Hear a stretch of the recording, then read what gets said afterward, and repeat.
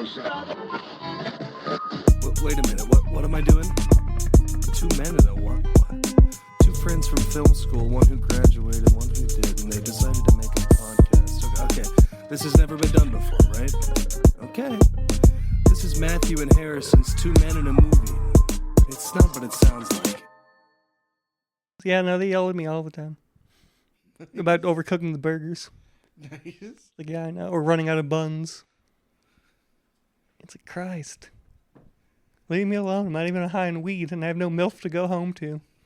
My life's in sham. The nice thing about MILFs is that these days you just have to be 30 to be a MILF. You don't even have to have a kid.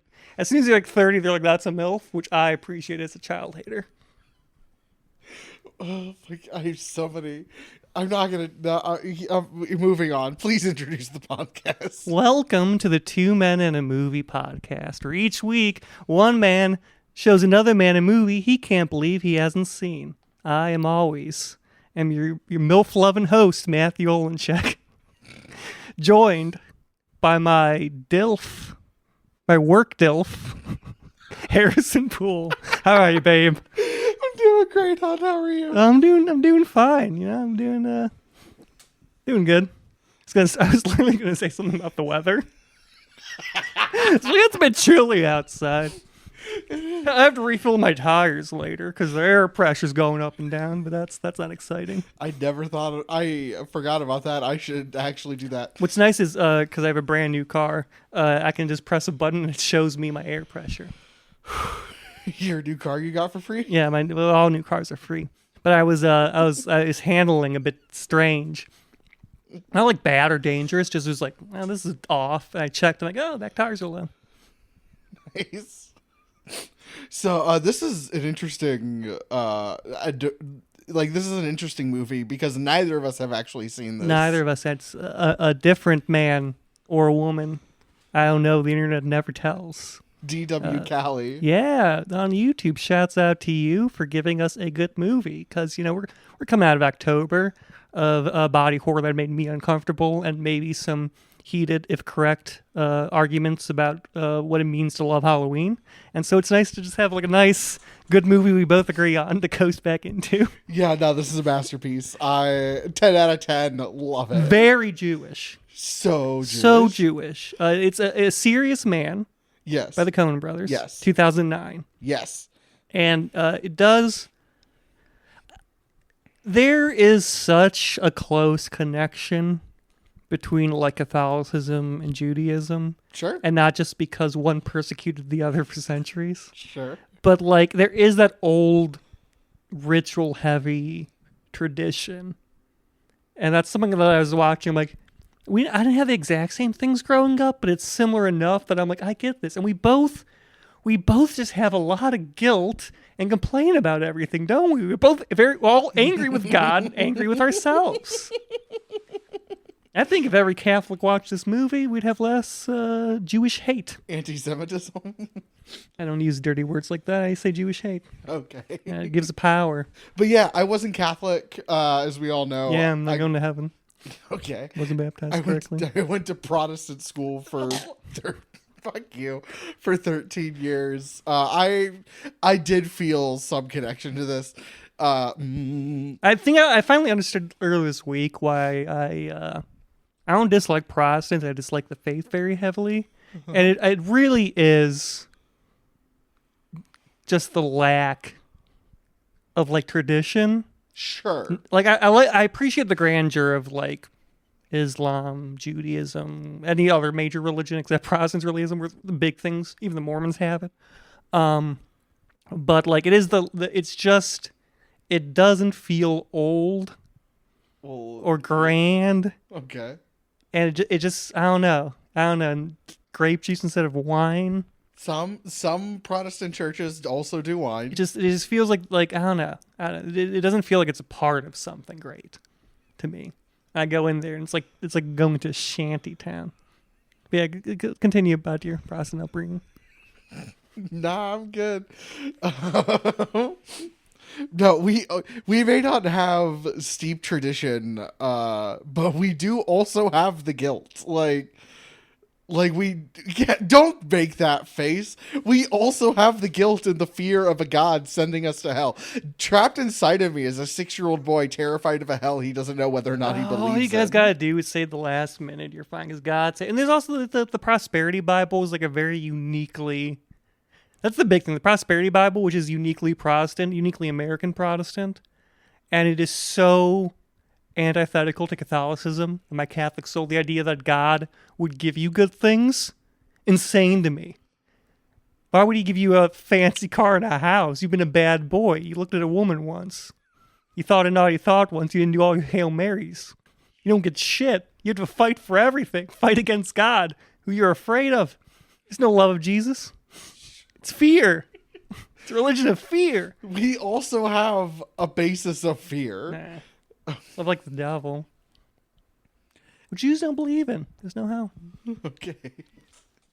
But anyway. But judging by that movie, it doesn't matter if there's no hell. God's still gonna like punch you in the dick. There don't gotta be a Satan, because God's gonna kill your kid in a tornado. Job was a Jew, so God still punishes people. Like, Yeah, no, he just don't go to hell. He just punishes you while you're alive. Exactly. Earth is hell. Yes. Yeah. Yes, I agree. So, do you want to get into it, or do we want backstory? Or Do you have backstory? a little bit? Yeah, give some backstory. This was in the 4 or 5 year period where the Coens were a movie a year people, where they just won the Oscar for Best Picture for No Country for Old Men in 2007. And then Almost 20 years ago. she I just wanted you to, because someone said Bioshock Infinite was a really old game from a long time ago, or Bioshock. And I said, it can't be that old of a video game, and it was released in 2007. I said, is that an old video game? To a Zoomer we know. And then they said it was like 20 years ago. And I felt bad, so I want you to share in that too. Anyway, they won the Best Picture for No Country for Old Men, so it seems as if they were kind of given a blank check to Do whatever the fuck they wanted. Yeah, and in 2008 they made Burn After Reading, which is a movie I need to rewatch. It is a movie I remember loving that is completely ruined by the ending, in a way that many Coen brothers are. That's not true. They're very rarely ruined by the ending, but the Coens have a very specific. That's what the CIA guys, right? Yes, I've seen all the clips of what's his name? John Malkovich, No, that's Malkovich. Clooney, Pitt. I'm trying to think who else is in that movie. Fucking J. Jonas Jameson. Oh, J.K. Simmons. Yeah. I've watched all the clips with him in it and nothing else of this movie. That's fair. That's all I know about the movie is him. I'll have to rewatch it. I was also 15 when I watched it, so it's over a decade ago. God, but Yeah. I remember being so on board, and then it just kind of ending, and I was just like, so that's the ending. And Is Big Lebowski their only movie with an ending? Is that abrupt? Huh. No, True Grit, which is the movie that comes out after this. Inside Llewyn Davis has a full circle ending that it ends abruptly, but it's one of the rare ones that make complete sense in the context of the movie. Yeah. I never watched Hail Caesar, could not tell you. Ballad of Buster Scruggs is 3 different movies, so it's really hard to truly. It's a series. But yeah, Burn After Reading, and then this was made the year after, and it's a masterpiece. It's one of their best movies. It's incredibly good. I don't know if it's my favorite Coen brothers. I have to rewatch Raising Arizona, which has long held been my favorite Coen brothers movie. I'll have to rewatch it, but this is perfect. This is a great movie. Yeah, it's a 10 out of 10. This is a 10 out of 10 masterpiece. It's been a while since we had a 10 out of 10 masterpiece. The The last time we had it, I believe we lost the episode. Oh, you said Jennifer's Body's a 10? I think Jennifer's Body's a 10 out of 10's masterpiece. Jennifer's Body's... And we will redo that episode someday. But, Jennifer's Body's great. Jennifer's Body's like a 9. I'm so happy you love that movie, too. Yeah, it's really good. I've had legit arguments with I know. people over We that talked about movie. it in the last episode. Okay, sorry. We will re-record that. And then you will immediately upload it to Google Drive. Yes, I will. But yeah, and the movie This man sits on recordings like a dragon on his horn of gold, I assume, until he has to export them. No, not anymore. It's like weeks later, he's like, I lost Jennifer's body. No! My drive died. My hard drive died. I'm real upset about it.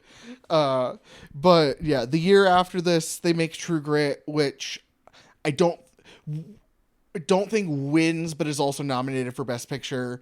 And fun fact, it's their highest rated movie on Rotten Tomatoes. Yeah. Not my favorite Coen Brothers movie, still fucking rules. But yeah, their remake of True Grit is the one that comes right after this. What's the last movie they made?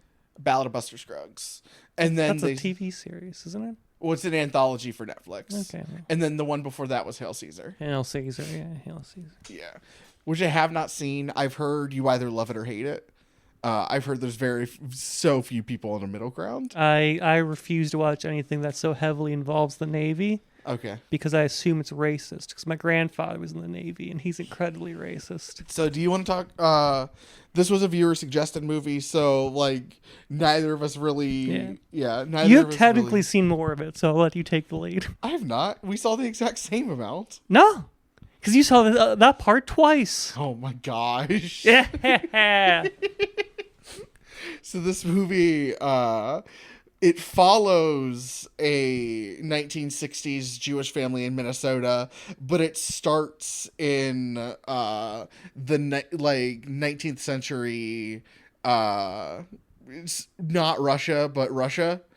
I mean, at that time, Russia was... I mean, specifically at that time, Russia... I'm not sure if it's 19th century. Around that time. Sure. Tsarist Russia had like half of Warsaw. Yeah. Because Poland was very Jew-friendly. The Commonwealth was pretty accepting of Jews. It was like them and like more Spain at the time. Okay. But so there's like a lot of Jews there, and then they were doing pretty well. And then this kind of made everyone upset that there's like technically one of the first democracies in modern Western democracies, constitutional democracies happening there, and was full of Jews. And so a bunch of people invaded it and split it up. So Okay. I imagine it's somewhere in that Sure. region. The opening follows a very poor married couple, and the husband has It's a time to Fiddler in the Roof. Yes.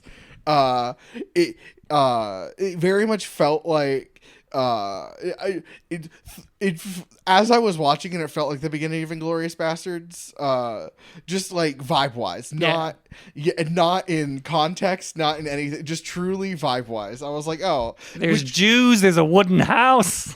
well, and thematically it's disconnected from the rest of the movie, but ties back, like, also came out the same year.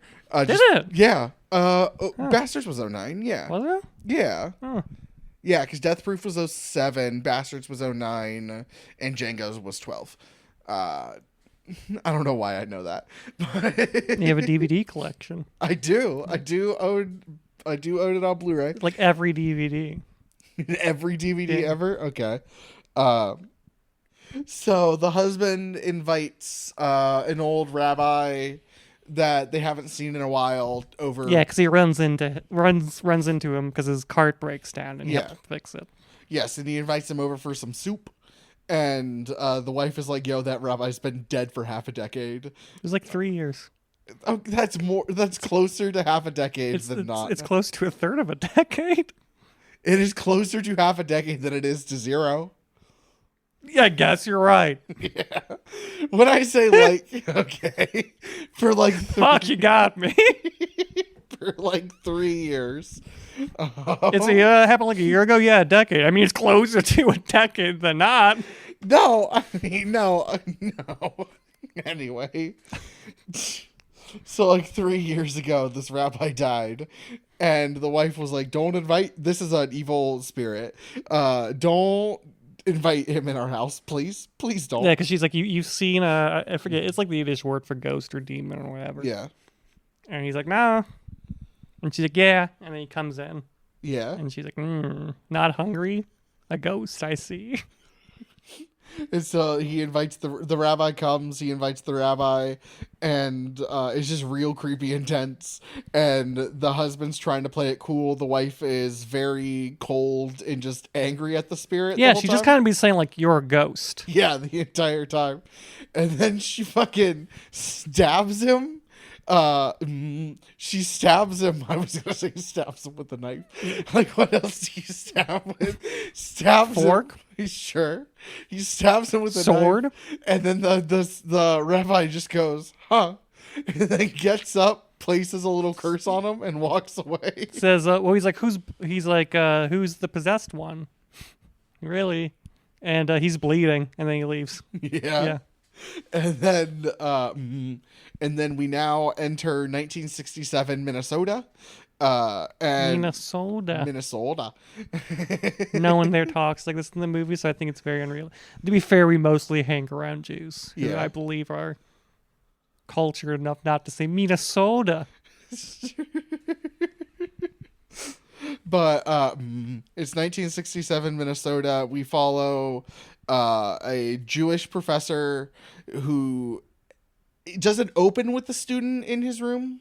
I know he's on tenure track, but does it open? No, it opens with his son. Yeah, the movie opens with his son listening to upbeat music. Yes, like rock music. Yeah, during Torah class. Yeah, and the son is trying to get the attention of the school bully / drug dealer because he owes him $20 for weed that the kid gave him, and it's stuffed inside of his tape deck. Yeah, and the teacher catches him, takes away the tape deck, and now he doesn't have the $20, and so the bully drug and dealer, that time money, that's like 100. Yeah. And the bully drug dealer is pissed, and it's just like, you give me your money, or I'm gonna it's on beat you him. up. Yeah, it's 100% on the bully. This should be a learning experience for him. You don't give the weed to someone who says, "Yeah, don't worry, I'll pay you back later." See, I think it was one of those he paid half and half later. So like you take all of it up front. I agree. I have never purchased weed on a payment plan. I agree. They came to my door. I gave them money. They gave me the appropriate amount of weed for that money. Sure. And then they left. Sure. Yes, and I then had like one of those little, like they had the fake hollowed out things. I saw it for sale at a smoke shop. I thought it was really funny because it was looked like a Campbell's can. So I would put my weed in there and then put it on my nightstand. Nice. So people don't think I'm smoking weed. They think I'm just having midnight soup. Sure.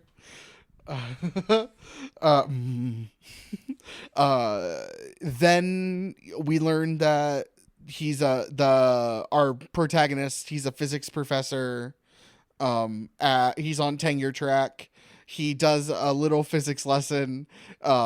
Half people seem engaged, half people Very are realistic movie. Yeah. Very realistic movie. Are like, and I think he is a good professor. Yeah, no, I was thinking the entire time. I'm like, I wish better things happened to this poor man. He seems like he'd be a great neighbor / professor. I agree. I think like I would love to be his neighbor and come over to his grill out. I think that'd be a lot of fun. Like, I feel like he is a good professor, but I also feel like, physics is one of those classes you either love or hate. Well, yeah, because either you want to be a physicist or you're anybody else. Yes, but it seems that he teaches high level physics, or it seems like he doesn't teach entry level physics. He teaches the high level stuff. So, or at least mid level. He teaches something that's beyond the common core. Yes. And so even though he probably is good at his job or appears good at his job, it's incredibly difficult. Yeah. And so half the people are just, I can't tell if they're actively disengaged, because I think once you reach mid-level physics, you know you're entering a mid-level physics class. I wouldn't know. My only math classes were logic classes. In college, I never took my one science class was like light and sound and entertainment. Oh, the physics of the entertainment and arts? Yeah, it's like high school shit. It was. It was not real shit at all. It was so easy and so boring, and yeah. But I forget, was his name like Yusef? I had this fucking lab partner who didn't speak much English, didn't speak much at all, and he was the best lab partner I ever had, because we'd sit down, we'd get done, and we'd go. And we both know what we were doing, so we weren't like, he wasn't like, oh, what do I do? And he wasn't trying to chatter. We just did, then left. So now he's in the office, and a student is like, yo, I didn't realize there was going to be math and physics. Yeah, he thought it was just going to be the cat. Yes. Which makes me think so many things. One, either this is an entry level course, which I doubt. The amount of math he's doing is not entry level math. But the dude should know at this point that physics is math. I think there's a lot of problems with that boy in general. Sure. I think just don't think he's doing very well at all, really. No, not really. But he's failed. The exchange student comes to the Larry and is like, yo, I am failing. I failed your midterm. Change my grade. And I had no idea it was going to be math. He's like, well, he's like, I understand the cat. He's like, it's just a story. Like, I don't understand the cat, but I understand the math. Like, it's just to illustrate these things. He's like, yes, exactly. He's like, yeah, change my grade. This poor man is put upon this entire fucking movie. He is. It's Job. It's like this. It really is Job. Yes. The kid offers him, slips him an envelope, drops an envelope of 3,000 cash or something. We don't know the exact amount, but we assume it's around 3,000 because the law firm bill at the end is $3,000, and we can assume that money is going to cover. No, he gave it away. Yeah. He gave it to his brother. Yeah. It's not going to cover shit. Okay. We'll get to that. You're talking about the end of the movie, and I'm just bringing up a point. Like, okay, we'll get to that. We will. We'll get to that. He doesn't have the money. Why are you saying it like that? He doesn't have the money. He gave it to his brother. He does have the money, and you know he has the money. No, he gives the envelope of the cash to his brother and pushes. Oh. Oh, yeah.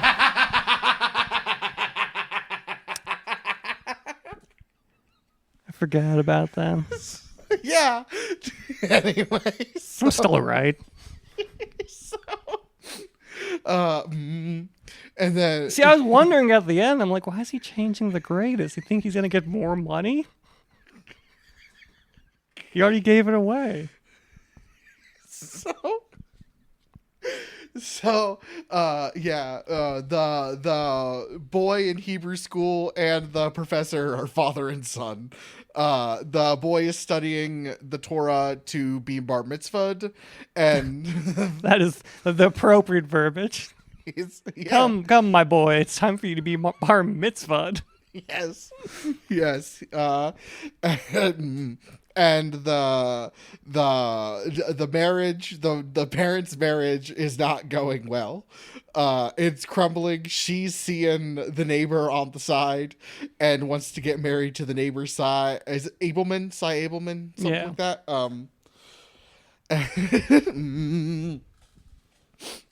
And she wants a get, which is like a ritual divorce. And she won't tell him what's wrong with their relationship. And every time he asks, she says, "Stop being childish." And it's like, buddy, just get the divorce at that point. Like, you deserve better than a woman who's like, Why are we getting divorced? Stop being childish. Dude. And she's just like, we've had problems for months now. And he was like, I was vaguely aware of that. But like, so yeah. So she wants to get a get. And so he is now with the money and the divorce and his sick brother who can't hold down a job and is working on A map of the universe. a probability map of the universe. Which you may remember from our earlier episode, Time Bandits. Yes. Though Time Bandits was a literal map of the universe. Yeah, you saw the pictures. But He's working on it. He's not done with this it. was a probability He's map. not done so with it's it. Like the idea of what He's going to give it to Yahweh, Okay. and then it's going to be stolen by a bunch of dwarfs. Okay. Is this so? This movie is a prequel to Time Bandits. I'm working on an expanded movie universe of every movie we've seen. I'm going to tie it all together. Okay.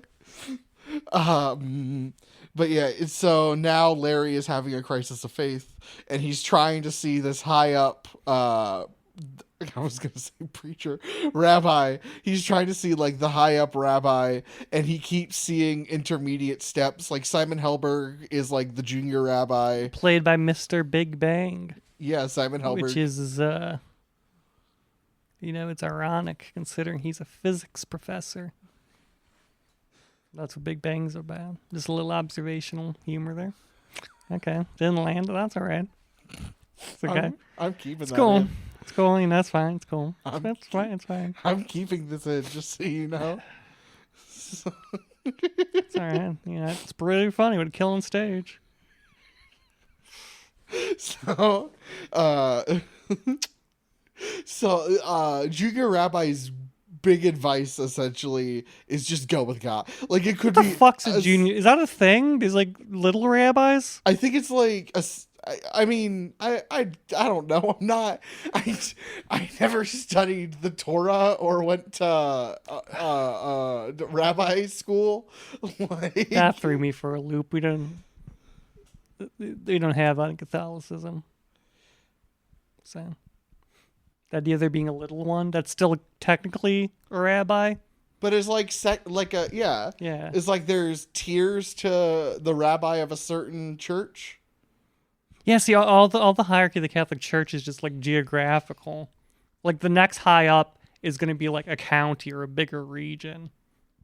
Not in the same building. There's not enough room for a priest and God and another priest. God's big and unknowable. Takes up most of it. Why do you think Catholic churches are so fucking big? Listen, I don't know. To fit God, and he's huge. I don't know how big. I don't know how big the Jewish community in this little sector of Arizona is. Minnesota. What? You said Arizona. You're thinking of raising Arizona. No, it's Minnesota. Yeah, I am. And apparently very heavy. Maybe it's just this 2-block radius. It's just all the Jews. Maybe. It's possible. I mean, that's how things tend to work out because people are racist, and so to seek comfort, you tend to go along with your own kind, make conclaves. Yeah. But it does seem to be very Jewish. Yes, it does. Yeah. So yeah, Larry is just like, what the fuck? Please give me answers. I have so many questions. Is any of this worth it? And Just keeps talking about a fucking parking lot. he does. Just keeps rambling about, like, imagine if a caveman saw a parking lot. Which really, I think this is where it really clicked with me that, like, that's where I started to see the connections between, like, Catholicism and Judaism. Is like, you're going to go talk to the priest about something, and you're not going to be happy with the help you get. They're gonna tell you some weird shit that you're not going to, you're like, what does it have to do with anything? I think that's just a lot of religious scholarship. I assume if you go to, like, Protestants, they pull out the guitar and play some Creed or something at the very least. And who doesn't like dad rock? The one thing Protestants have up on Catholics is Creed. Okay.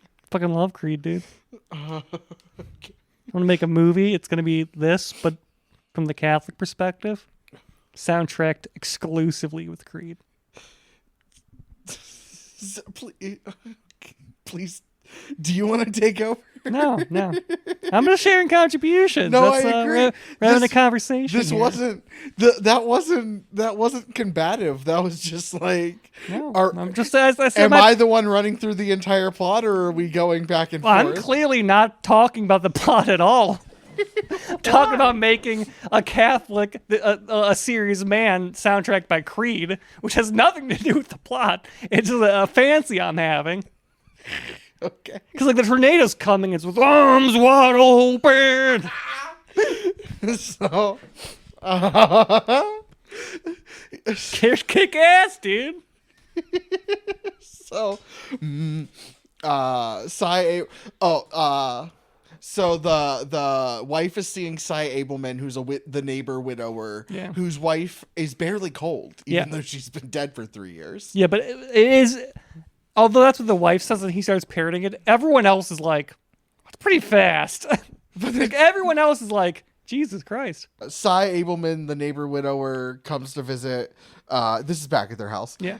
Cy Abelman, he comes to visit and is talking to Larry, and is just like, "I'm so happy that you're able to be an adult about this." We'll get through it together. Here's some wine. Yeah. You must drink the wine. Have the wine, please. It would upset me if you didn't have the wine. Sure.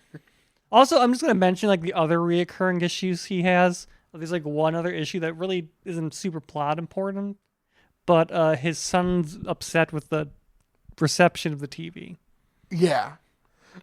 Which is, I think, just to make the dad feel like the dad feels unimportant, or like, is this all you think I'm good for? So, kind of thing. See, I viewed it more as like, Or just another burden. he's dealing he with has to do. so much like actual issues Yeah. in his life, and every so often his son comes in and he's worried that something has happened to his son, and he's like, the TV's not working again. And he goes, what? Like it's just so below it with it's like when you're having like a really fucking like horrific time, like maybe it's a bad week, and your friend's like, oh my god, I need some fucking help, and you're like, what? And they're like, they didn't have my favorite cereal. They didn't have my favorite cereal at the grocery store, and you're like, and like dad got shot by like the black-hatted cowboy Uh-huh. that followed him his entire life, and you're dealing with that. Are you next? Is the curse over? Is the cowboy gone? And your little fucking kid's like, ooh, no Lucky Charms. You'd be pissed.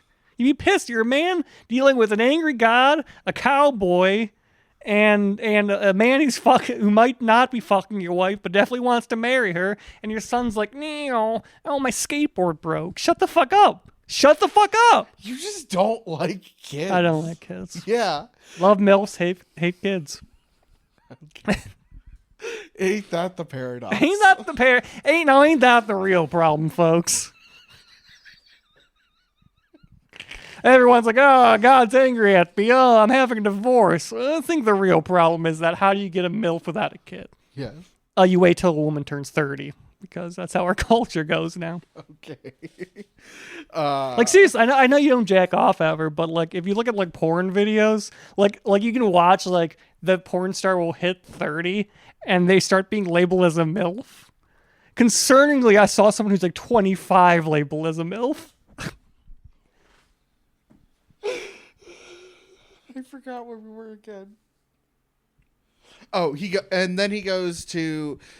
We're kind of just going to be jumping around because a lot of this. It starts just really around this point. The movie becomes just him falling down a flight of stairs. Yes. And then Like the order doesn't even matter too much. No, it's him falling down a flight of stairs, and that flight of stairs keeps getting longer. Like when you walk up in Mario 64. Yeah, and the to stairs Bowser. just get like worse. Yes. He sees the second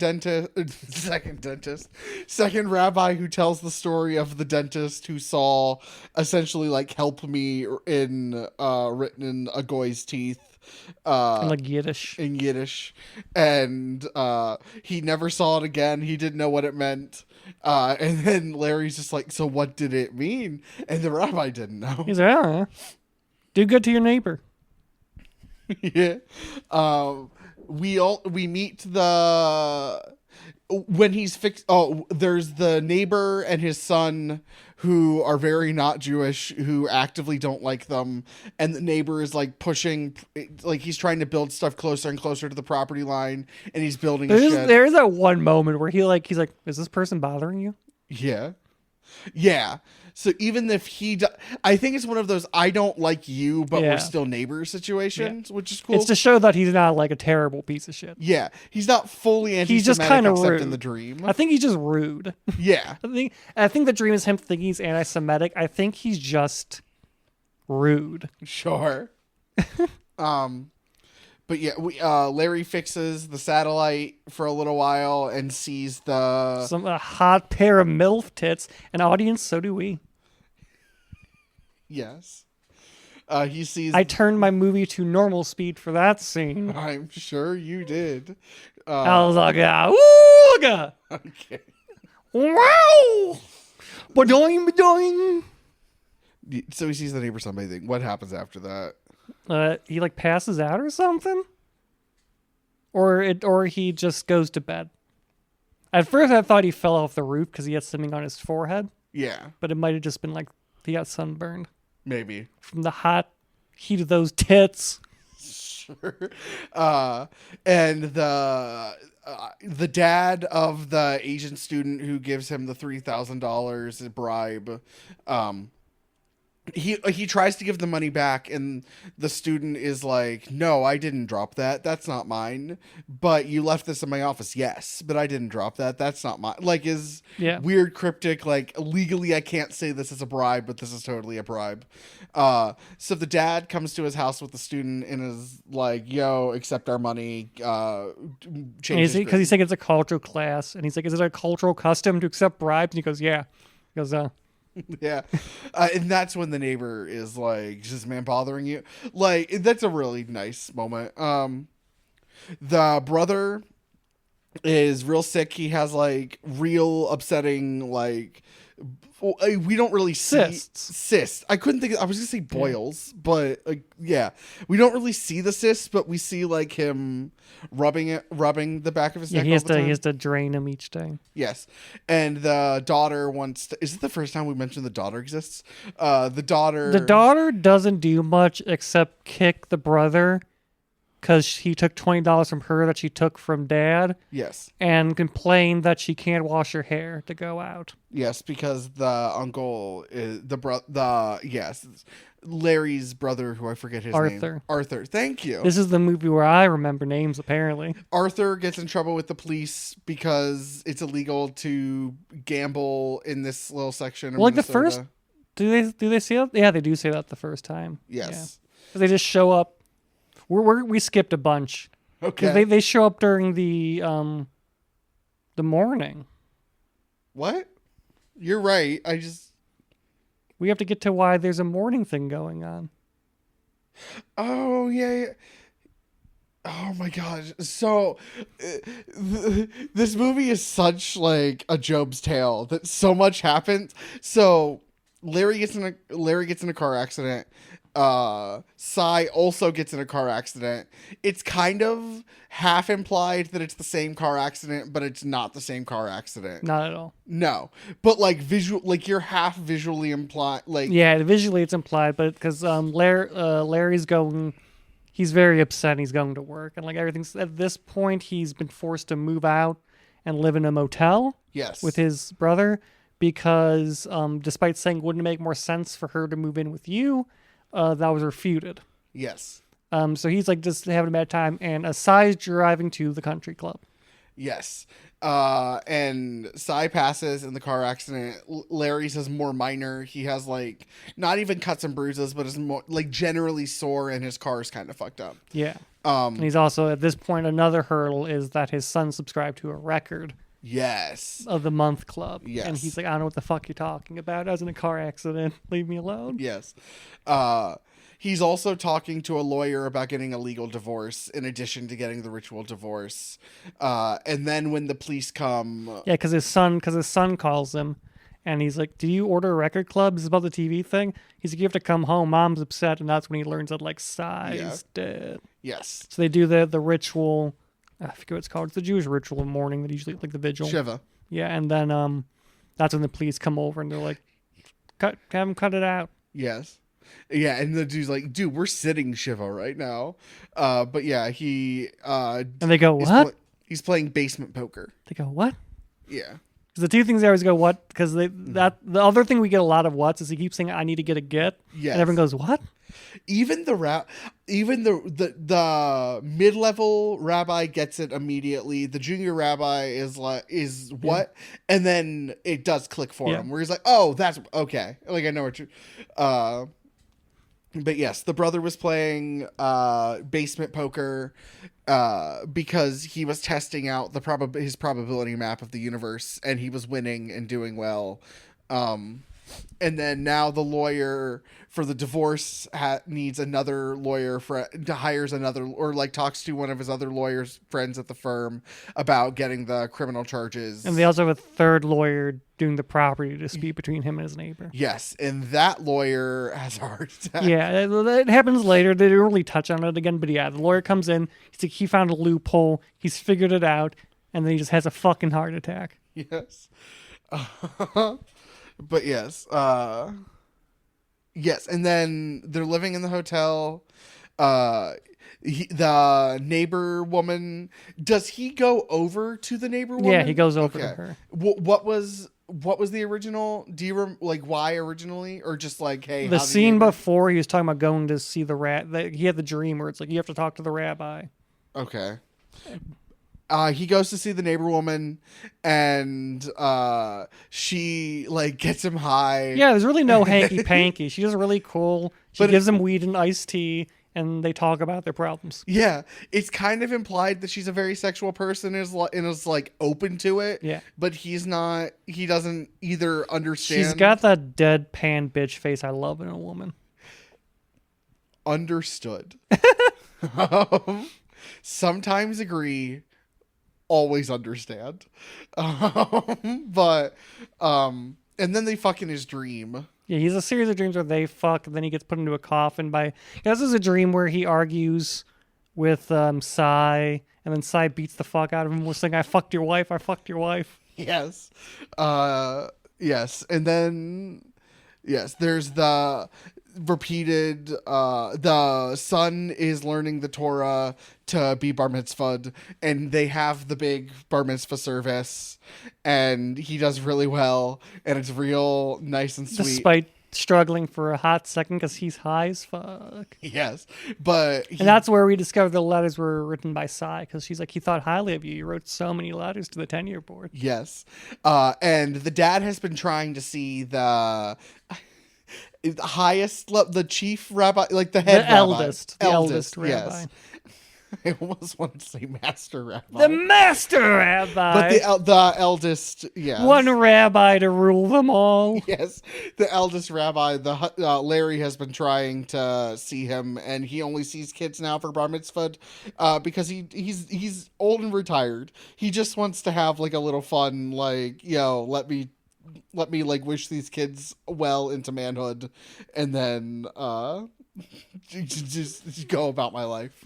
But yes, he's in the office of the eldest rabbi, where the eldest rabbi essentially is just like, good man, like go be a good man. Yeah. And then he hands him the record, not the record the player, cassette player, the tape deck. Yeah, the cassette player. Because the bully has been trying to beat him up every time he gets off the bus, but he just merely runs faster than the bully, like every time.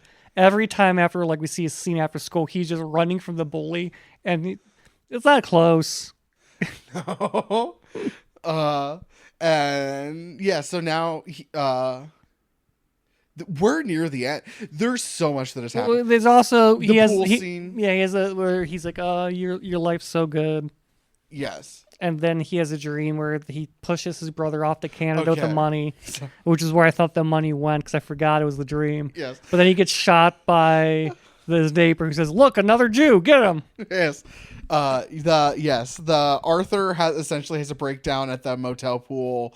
Like, your life is so good, my life is shit. I can't even play cards anymore. We're both these incredibly smart physicists, and yet one of us turned out okay. And yes, then there's the dream where he gives the money and pushes off. To send to Canada. Yes, to send to Canada. Yeah, we already mentioned he got shot. Then is the Torah. Yes, then is the bar mitzvah, and then he's in the office. His friend Aaron, I think Arwen. Anyway, his friend on the committee, the tenure. Oh yeah, Arwen. Yeah. Arwen. He's in his office. Yes. And is like, so we don't officially vote until Thursday. I can't give you any actual answers, but I think you'll be very pleased. And then he changes the student's grade, or he gets the lawyer bill that's $3,000. So he decides he's going to use the bribe to pay the lawyer bill. He changes the student's grade to a C-. He Immediately gets cancer. He immediately gets a call from his doctor saying, "You come back from these X-rays we took. We see something, but we shouldn't talk about it on the phone. I want this to be an in-person And then conversation." his son's gonna get eaten by a tornado. And then there's a tornado at school, and the teacher is trying and is struggling to open the door to the If shelter. you're that close to a tornado, you're probably dead. Sure. And that is I can't believe God killed all those Jewish children. that's the end of the plot. The middle is so Unless it's just his son. what? Unless only his son gets pulled into the tornado, everyone else is fine. Otherwise, he just killed like a bunch of Jewish children, which, to be fair, is very Old Testament. Yeah. Yes, it very much feels Is what? like You did some minor transgression. I'm gonna kill your kid's entire class. yeah. So that's the plot. We could absolutely have done that cleaner, but that is the middle is just a lot of trials. It's a series of him just getting kicked in the dick, yes. just over and over again. He has like Yeah. no wins. He doesn't even actually fuck the MILF. No, they just sleep together in his dream. He just has a wet dream over. He doesn't even get to fuck her. He has no wins. No, except Arwen. Am I right? Anyway. This podcast is canceled. That can't be worse than Suck You Bestie. Forgot about Sucky Besting. That was my crowning achievement. Fucking cut all my great content, but leaving fucking Sucky Best. I lost that episode. Leaving fucking Arwen, am I right? That's what's wrong with America. Okay, so this movie rules. It's really good. It's really funny. It just flows really well. And I really want him to do well, but it's also enjoyable watching him just get the shit kicked out of him constantly. All of the dynamics of all of the characters are so realistic, and but also like it very much feels like Old Testament punishment, but at the same time it feels like Old Testament punishment in 1967 Minnesota. Yeah, it's like literally a biblical tornado comes down to kill his child because he changed F to a C-. Yes, that is the only thing that feels like truly biblical, of like fantastical. But even that set did you see the tits on those MILF? But even that set in like Did you see the tits on those MILF? real world, yes, I did. Pretty biblical, right? I You got to acknowledge. You're cutting so much. I'm forcing to acknowledge this. I genuinely thought the joke was going to be fantastical and not biblical. So you know what? I'm kind of happy you went with Call that those one. babes fucking Sodom and Gomorrah, am I right? Okay. I'm not cutting. I'm only making like 2 big cuts. I'm probably keeping 75% of what you said, okay? And I'm probably keeping 80% of what I said. The people deserve 100% of my words. Okay. So sometimes this podcast very much feels like you're trying to punish me in post-production. Maybe you shouldn't have changed that kid's grade. I didn't. Maybe Yahweh's Maybe making me punish you or something. Maybe I shouldn't have cut your porn story. Yeah. But I would not. Shit, it's because you lost Jennifer's body. Now you're being punished by Oh Yahweh. my gosh. It's your punishment, like the Green Mile. So I love this movie. Yeah, it's utterly fantastic. It's thanks to DW. How did you pronounce it? Because it was different. dwcalle. I would have done DW Cell. CALLE. CELLE. CALLE. It's E. It's A. It's E. It's almost certainly A. I looked at it last night to make sure. It's E. I also looked at it last night. Damn. There's no way it could be A, because why else would I have spent a large portion of today trying to figure out if it was Cell or like Kelly, you know? That'd be silly. Shouts out to you, though. You're a real one. Funny enough, I was going to recommend a Coen Brothers movie anyway for the beginning of November. So, thank you, dude, for... It all worked out. Yeah. This might be my favorite Coen Brothers movie. I think I mentioned this earlier. Don't start with this one. It very much has it has a very specific tone and a very, very Coen Brothers ending. That if you're not already attuned to their style and their vibration, it's... I'm not saying the movie itself is difficult to get into, but I think... Don't listen to him. Jump into the deep end. Jump straight into the deep... Anything you want to do... Don't fucking ease yourself into anything. Go full throttle. Fucking was it guns to the wind? What's the saying? Guns blazing? No, something to the wind. Full throttle, dick out, screaming into whatever you want to do. Don't show any restraint ever. Okay. How long? I forgot to set my timer. How long have we been recording? Only an hour 14. Did we miss anything plot-wise? Almost certainly we did. Yeah. We jumped around a lot. Nothing big, though. Okay. I mean... This is such an this is their most Jewish movie, obviously. And I know the Coen brothers are Jewish, but like, they don't... It's their dogma. Yes. And a lot of their movies take place... I feel like a lot of their movies are more a send-up to Minnesota than Judaism. And this is like a send-up to both of them. Yeah. Yeah, this is... I mean...